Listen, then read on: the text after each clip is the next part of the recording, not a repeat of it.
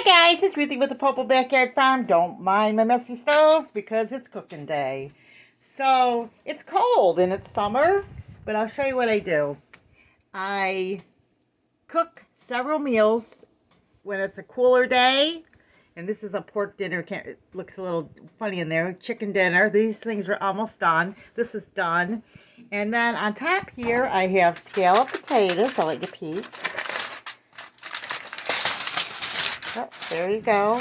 That's going to get in next. And I might do some more depending on how tired I get.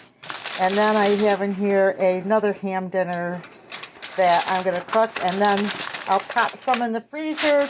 And then when I don't feel like cooking and it's a hot day, all I got to do is microwave it. And we are good to go. So that's just a nice little summer idea. Sorry about the messy stove, but it's cooking day. And, you know, we've been through some construction, so everything's a little everywhere right now.